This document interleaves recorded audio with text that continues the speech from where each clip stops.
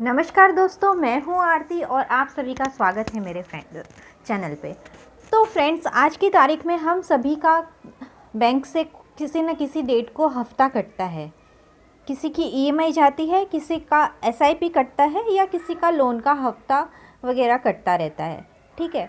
या फिर किसी का एलआईसी का ईसीएस जाता है, इंश्योरेंस का ईसीएस जाता है।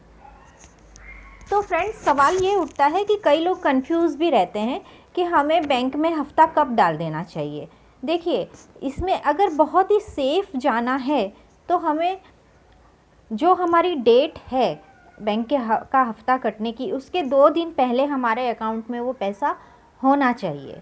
लेकिन अगर नहीं भी है तो कम से कम 1 दिन पहले तो हमें वो पैसा डाल ही देना चाहिए। अगर वो पैसा हमारे अकाउंट में नहीं होता है तो इनसफिशिएंट बैलेंस की वजह से हमारा जो ईसीएस है, हमारा जो ईएमआई का हफ्ता है, वो फेल हो जाता है और हमें तगड़ा चार्ज लग जाता है बैंक की तरफ से भी और जिस कंपनी से हमारा ईसीएस कटना था उस कंपनी की तरफ से भी। तो ये इस चीज़ को अवॉइड करने के लिए हमें ये ईसीएस का हफ्ता कब डालना चाहिए। तो फ्रेंड्स, अभी कुछ दिन पहले ही इस चीज़ को लेकर एक क्लाइंट का मेरे पास फ़ोन आता है सुबह 10 बजे के करीब कि मैडम, मेरा एलआईसी का हफ्ता नहीं कटा है और वो फेल हो गया है, ऐसा मेरे अकाउंट अभी मुझे मैसेज मिला है, जबकि मैंने तो अकाउंट में बैलेंस डाल दिया था।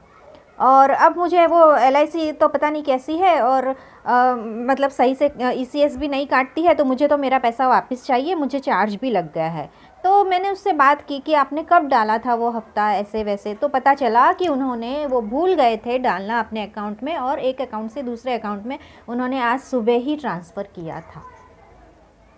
तो अब मेरी समझ में बात आई, तो मैंने उनको समझाया कि देखिए, एलआईसी की इसमें कोई भी गलती नहीं है। आपका जब भी ईसीएस कटने वाला हो, इसके 1 दिन पहले या 2 दिन पहले आपके अकाउंट में पैसा होना चाहिए, तब जाकर वो माने कि हाँ भाई, उनकी ही गलती है कि जिस दिन अकाउंट कटना है उसी दिन डाल देने से नहीं होता है।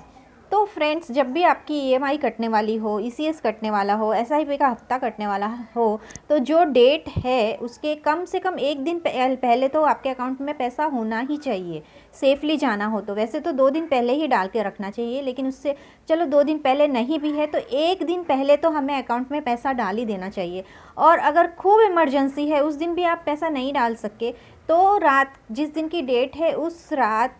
उसके 1 दिन पहले की रात को 12 बजे आपके अकाउंट में ईसीएस का हफ्ता आप डाल दो, तो जो है वो